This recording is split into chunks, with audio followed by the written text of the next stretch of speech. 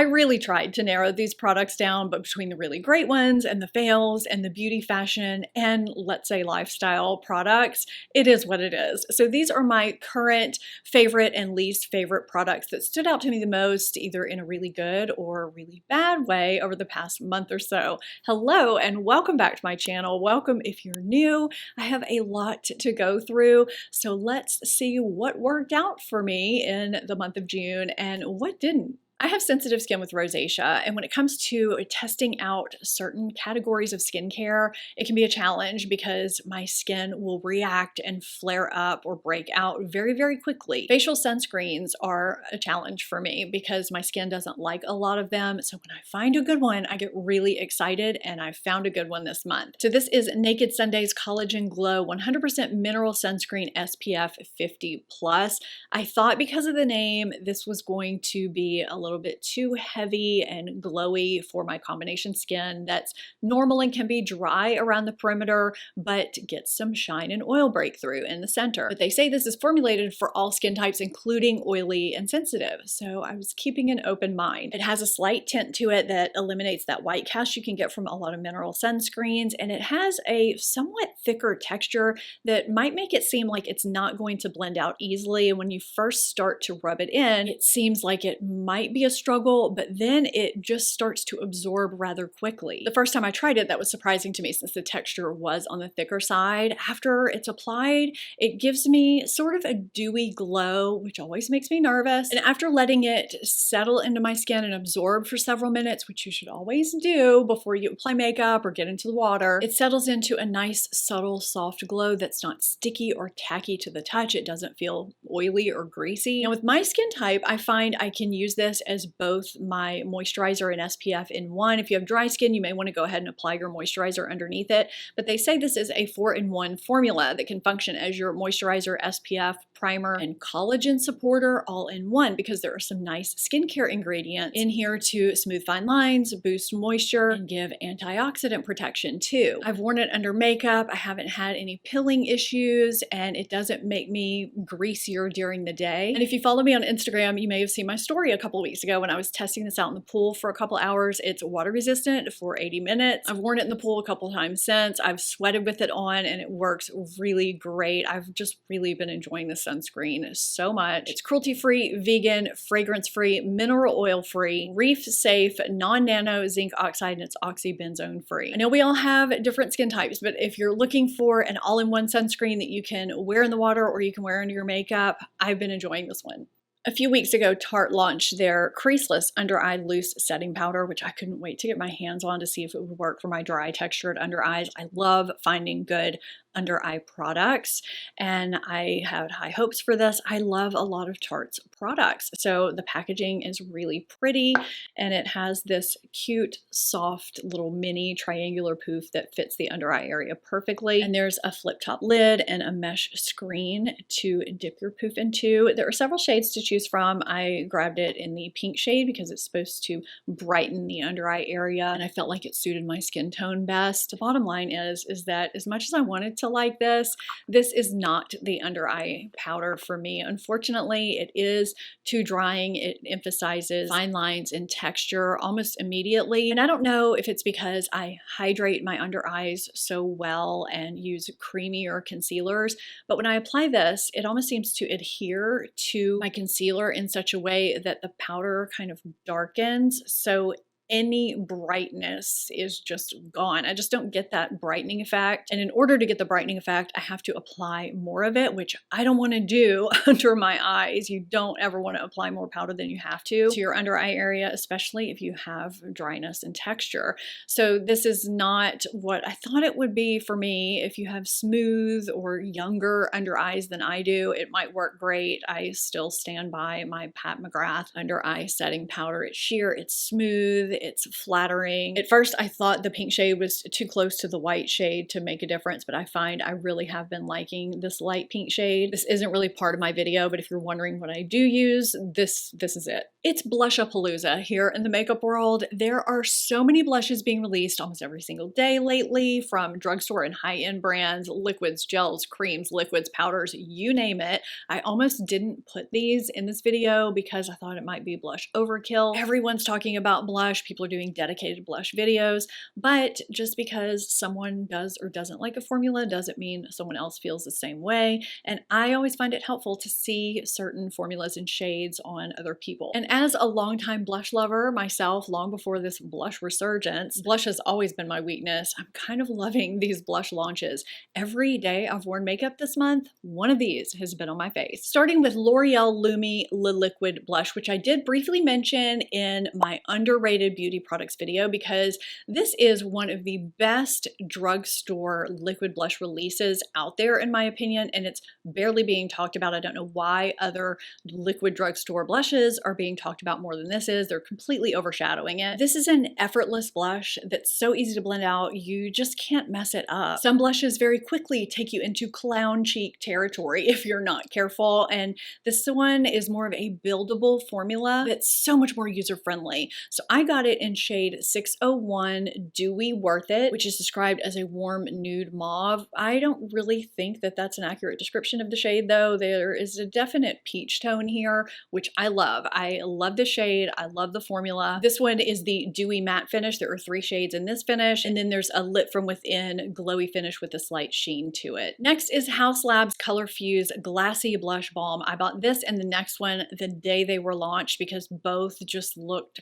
so interesting to me. I grabbed this in a shade that would give me sort of a sunburnt look. So the shade that I have is Glassy Watermelon, which is a ruby, and here it is, not blended. I love this formula. It's so different than other blush sticks I have that have a more creamy sort of sticky texture. This has a more slippery texture to it that just glides on so easily. And if you have one of the lighter shades, you just need to blend out the edges and you're done. Now, because I have a brighter shade, I do need to blend a little bit more, but it still blends out very easily, especially for a brighter shade. I can sheer it out or build it up. It looks natural, doesn't emphasize any texture, even though it has that glassy, beautiful shine to it, and it doesn't feel heavy, sticky, or tacky either. I've had a great luck with Haus Labs products. I feel like a lot of thought goes into the formulation. Like most other products that they have, there are some really nice ingredients in here. This was actually born as a skincare serum stick. They put ingredients in here to help keep your skin hydrated and to help it look more plump and to reduce redness and irritation, which a lot of us deal with on our cheeks,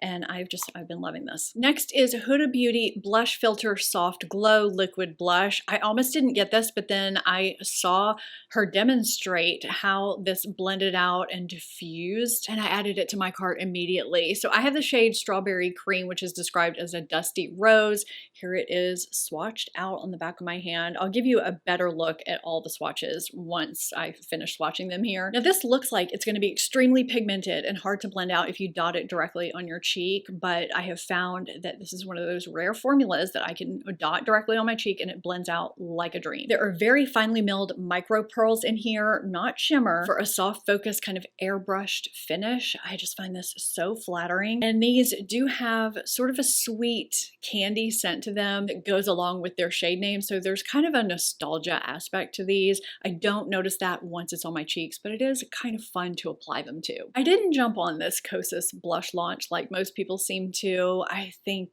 they just seem like they would be somewhat similar to Hourglass blushes, and I had sort of a bad experience with their bronzers when they first launched. They arrived new with a rancid smell, so I don't know, I was initially gonna pass, but then I was placing my Sephora order and I thought, okay, why not? Let's just throw this shade in my cart and see what's what.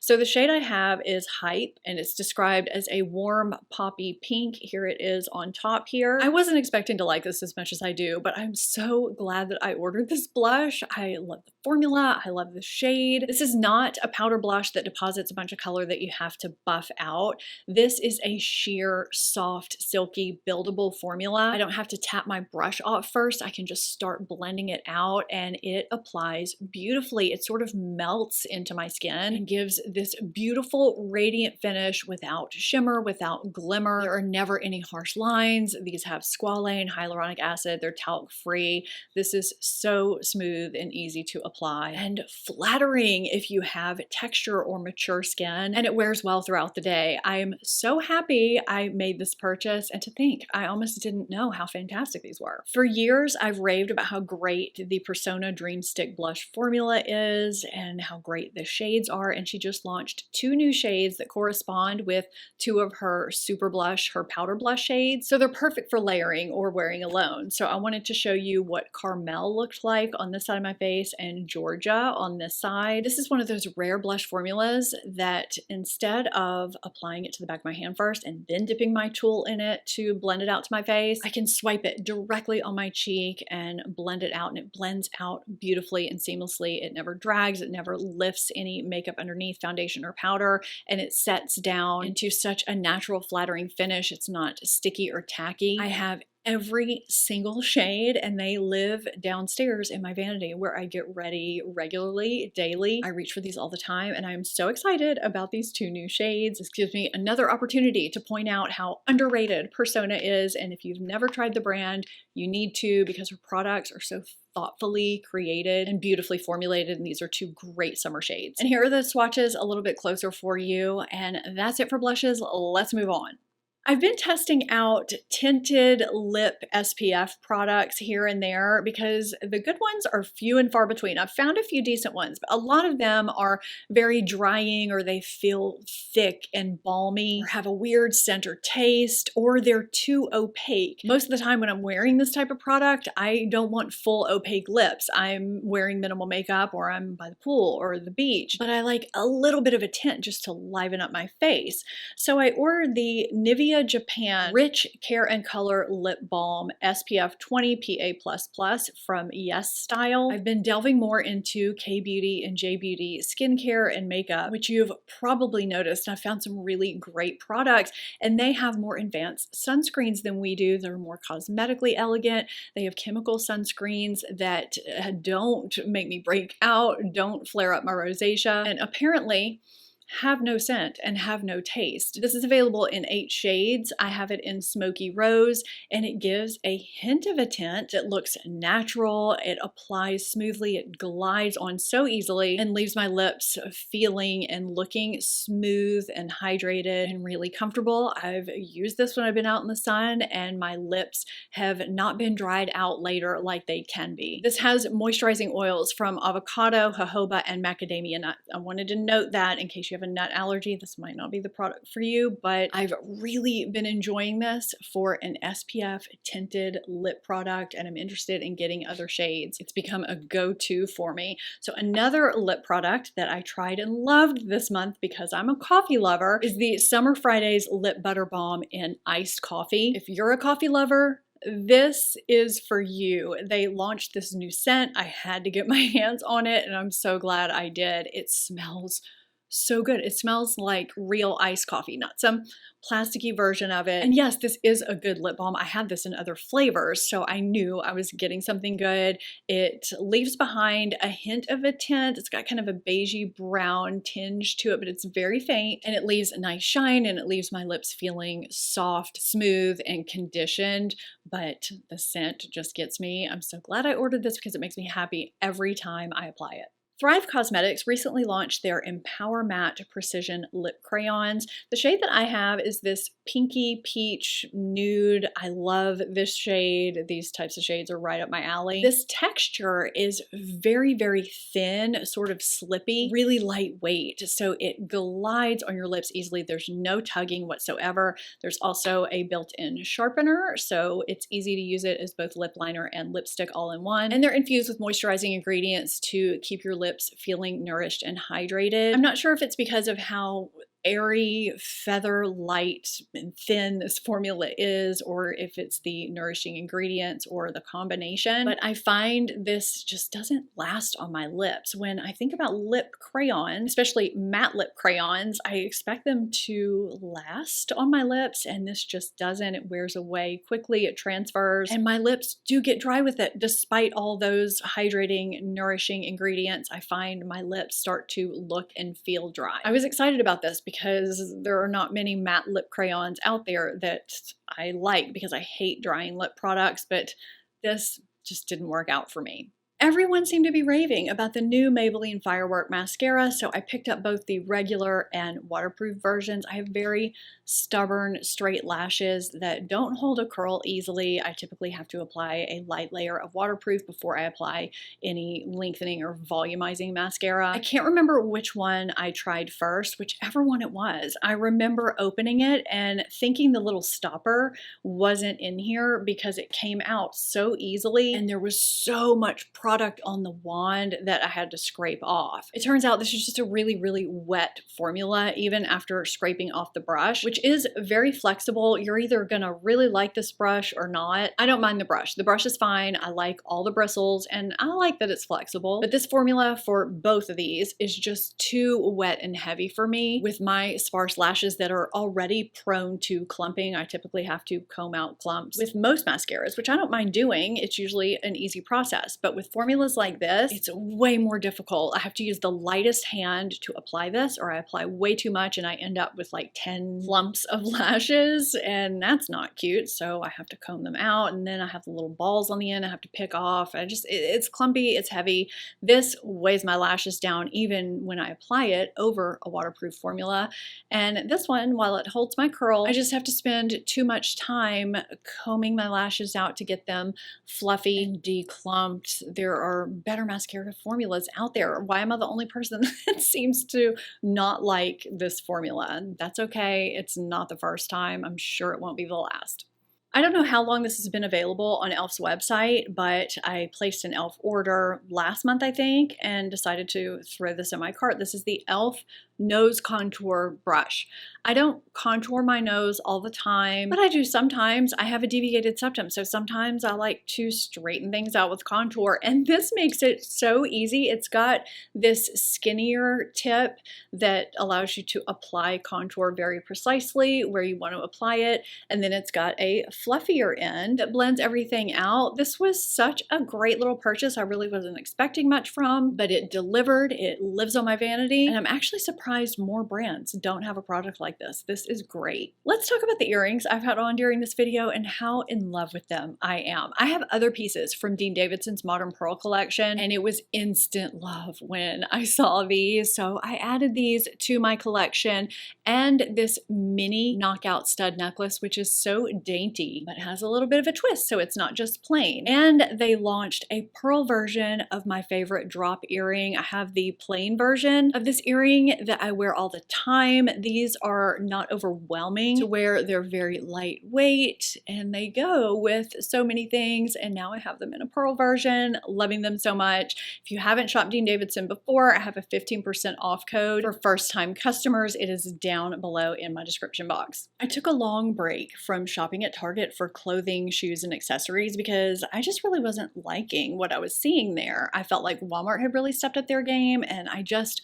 wasn't finding anything at Target, so I just stopped looking. Well, I was online the other day. I don't even remember what I was shopping for, but I noticed that they had some really cute sandals and purses. So some of them ended up in my cart, more than I originally planned, actually. So this is a very economic, quick haul I'm gonna run through that I could not be more pleased with. So look how cute this first crossbody is. This looks and feels way more pricey than it is, and it is available in other colors. I was specifically looking for a black crossbody. The zipper is really smooth, and I just love this detail. It's just so cute. And this is available in solids in various colors. I just really liked this straw version. I would have loved if it came with brown trim, but this is good too. It will get some use. So you just press this little bar up and it pops open. And there's the inside, super cute, has the trim on the sides, and there's a pocket on the back which is big enough to hold my, I don't know, I have a plus, I have the bigger size phone, and you can wear it crossbody with the long strap, or you can just pull this middle section up and the strap doubles so you can put it on your shoulder. It's really versatile and super cute for summer. And I grabbed this belt bag in brown and black. I've already used the brown, it's downstairs with my stuff in it. It doesn't have the decoration, the detail here that the black does. It's plain. I wanted something a little bit elevated for if I didn't want to carry my Lululemon belt bag, you know. I like the strap. You can also change the strap out if you have another one that you like better. It's very soft, it's comfortable to wear, it's not heavy, and the zipper is really smooth. And here's an overview of the sandals. I'm not going to model them for you because I need a pedicure and nobody wants to see that. So I'll also put a picture from the website so you can just see what they look like a little bit better. They all fit me the way they're supposed to fit me. They're comfortable. I like having flat strappy sandal options. They look so cute in the summer, and they're a step up from, you know, just a flip-flop. The ones that have the thicker strap that are the slides with the big buckle remind me of Dolce Vita. I have a lot of shoes from their brand, and that style caught my eye immediately. As of July 1st, one of my favorite shows of all time is streaming on Netflix, Lost. It was on Hulu before, but now it's on Netflix. If you didn't watch Lost when it aired, or if you haven't watched it since, watch it. It is such a fun ride with one of the best pilots ever made. Now, if you didn't watch it because you heard some buzz about the finale and whatnot, there were a lot of people, the very vocal few, that didn't grasp the ending, but if you paid attention, it's not hard to follow. And so there are a lot of inaccurate accounts of that. Don't look it up ahead of time. Please, if you're going to watch it, do not spoil yourself for anything because there are so many twists and turns. I'm still not quite sure how you can misunderstand the ending, but overall, if you look at the ratings, people love the show. The vocal few, I think, put some people off. It has one of the best pilots out there, and it's just such a fun ride. I watched it when it originally aired. I rewatched it the next year with my son, and I did my third rewatch this past year when it was on Hulu. And I'm doing my fourth rewatch now because one of Brooke's friends is watching it, and she comes over during the week to watch it, and it's hysterical seeing her react to things because there's a little bit of everything in it. This was a phenomenon when it aired. If you love the show and you remember all of that, I mean, the cast was everywhere. It was one of the first shows to really get intertwined with internet culture, with Easter eggs, with scavenger hunt type things. There's a whole thing with the numbers. If you know, you know. Anyway, I could go on and on. I'm very passionate about this show. If you haven't watched it, watch it. If you haven't rewatched it in a long time, I promise the rewatches are just as good. You will pick up on things that you've missed. And I'm excited it's on Netflix because it's more accessible than it was on Hulu. Thank you so much for watching this video. A big thank you to my Stephanie Marie Circle for supporting my channel the way you do, and an extra special thank you to the premium members who go above and beyond to support me and support my channel. Thank you so much. I'd love to know if you tried any of these products, if you did, what you thought down in the comments below, and if anything stood out to you in particular this month that I need to try. I get some great recommendations from you, and I love reading those below. If you enjoyed this video and found it helpful, give it a thumbs up and subscribe if you're not already, and I will see you in my next video. Bye.